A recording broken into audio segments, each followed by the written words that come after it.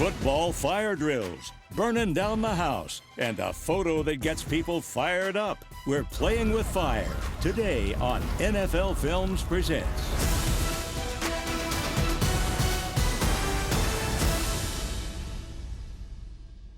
Have you ever seen this picture before? I've never seen this before. This is a classic. I have never seen this picture before. That's pretty awesome. Regardless of what the heck is going on around us, football keeps everyone keeps everyone's focus, and this picture captures it dramatically, I think. Fire at the high school. We're gonna watch it all go up in smoke. Fire at the high school. It's unbelievable. That says it all right there. That's beautiful. Must be the big game.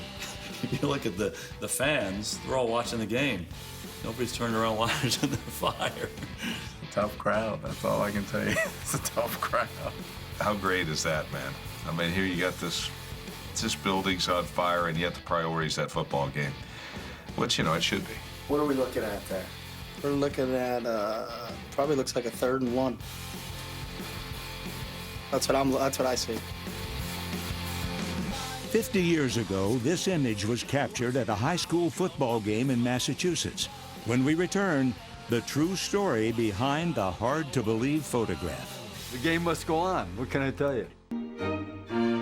At Northfield Mount Hermon, a prestigious prep school in Massachusetts, much of Peter Weis's job is spent in the library. But there are times when the school archivist turns into an adventurer in search of a holy grail. This is the sort of place you'd hide something valuable. All right, I think we want to go around the other way. Sorry.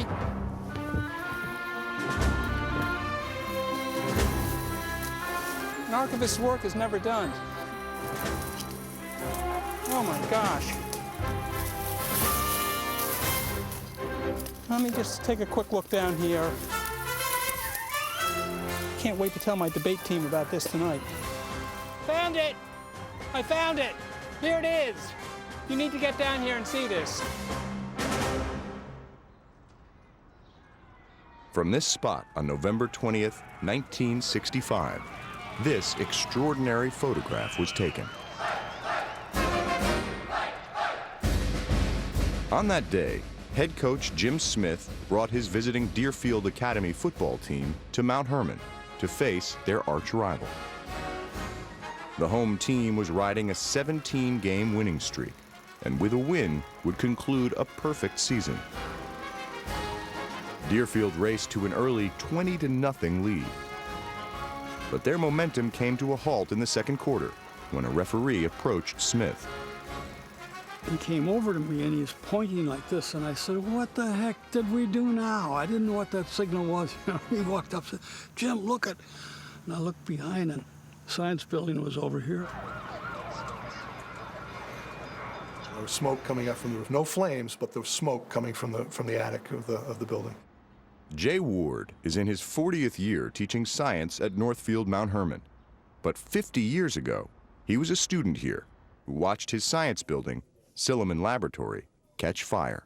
I was a member of the volunteer fire department, and we hung out by the fire engine, and whenever the NMH team scored, the Mount Hermon team scored, we sounded the siren.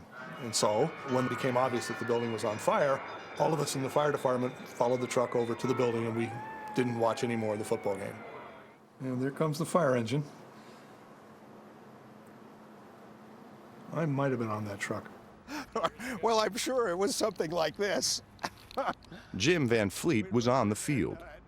He was a senior co-captain for Mount Hermon. Of course, it was a disaster for everybody, and there was a bit of a pall for us. Our minds were, oh my God, what happened to that biology exam that I took this week? Am I going to have to retake that exam? I can remember officials ultimately saying, we have to continue the game for the safety of all the rest of the people. For us, it was sort of odd. There was 5,000 people at the game. For crowd control purposes, if the game had been stopped, where would all of these people, they couldn't have just all left campus. There are all kinds of reasons why you wanted not just the people to stay in the same place, but you wanted their cars, which were parked all over the grassy area to the north of the football field. They probably wanted to keep the roads open for firefighting support. 50 years after they helped battle the blaze, the nearby Gill Fire Department proudly displays the fire photo in their building. And they still have the call sheet from November 20th, 1965. They arrived at 1:50 p.m. at the school to fight the fire. We went down at halftime. We walked down here, and you could look over and smoke, black smoke. By the time we came out, big flames, big yellow flames coming out the roof.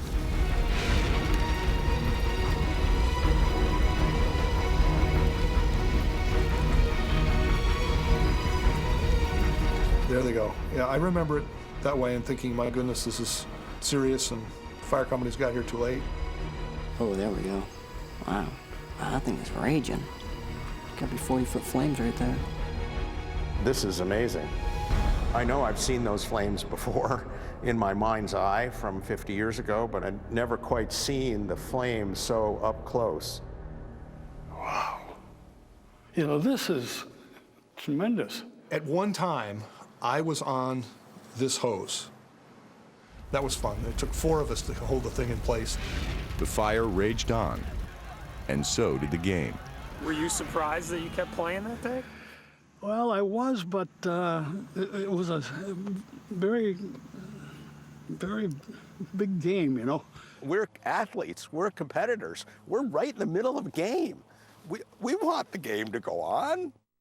And a father, there to take pictures of his son's last high school game, did just that.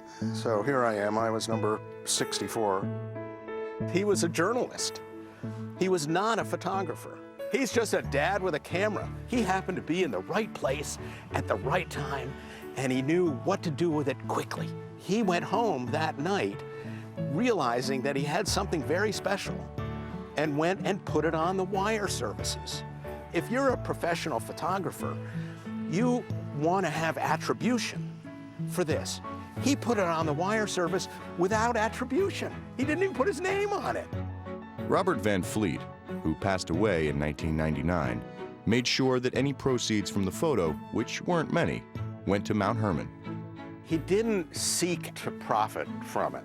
Dad just wanted the picture, which he thought was special, to just have it go far and wide. Which it did. Spreading around the world like, well, like wildfire.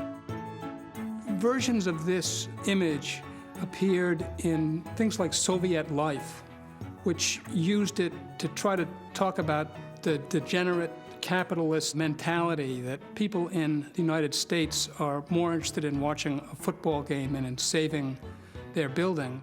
It was the AP Sports Photo of the Year for 1965. So here it is, this guy who is extraordinarily literary, becomes known far and wide for being a photographer, which he wasn't at all. I usually was the one taking the pictures when I was on hand. Celeste Van Fleet's husband may not have been a professional photographer, but with a camera or a pen, he knew how to tell a story. This is a letter to Howard Jones, president of Northfield Mount Hermon Schools. It was written just after the fire. Dear Howard, when after his momentary dismay, the referee blew his whistle and cranked the game back into action, the rather perverse possibilities of the scene dawned on me. I took perhaps 20 shots at varied settings, either while play was in progress or just as it was beginning, hoping thus to produce the greatest number of visible faces in the Deerfield stands. It worked, and I had a once-in-a-lifetime shot. Gratefully yours, Robert S. Van Fleet.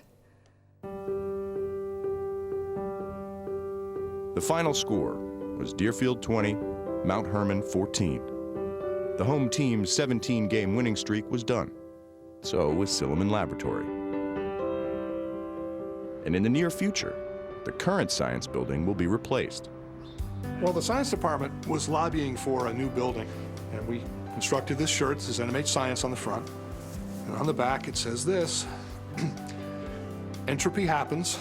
It's the law, second law of thermodynamics. And we thought maybe it was time for this building to go away and a new building to come. The plan is to build it in roughly that same location, yes. So a science building will go up on the same ground where Silliman once stood. And if one man has his way, a surviving part of the old structure will live on inside the new one. There is one important remain, and that is a piece of granite that says Silliman, that stood over the entrance of the building, and it was taken down to fields below campus. Is it something we could film, or? It's something you could, if we can go and try to find it. Okay. Found it! This is, in some ways, I guess, the burial ground of Silliman Laboratory. So there's laboratory upside down, and there's Silliman, right side up, but underneath laboratory. This has spent 50 years out here. This is very cool, but that's like some kind of animal. It's always exciting to find something that you knew was out there that was sort of legendary, and but that you'd never seen. It's great to see it, but it doesn't make my heart go pitter-patter the way that photograph. Every time you look at it, your heart goes pitter-patter. Well, as I look back on it, it's a wonderful part of my family's history. It's something that is often talked about at holiday meals. And so there's always a conversation of what else has gone on with the fire photograph. Good heavens, this really would have stopped the show. But it didn't. My reaction when I first saw the photo was, wow, I was there, and what a wonderful photo of such a tragic event. I just say, wow, I was part of that. That's one of the great pictures in sports.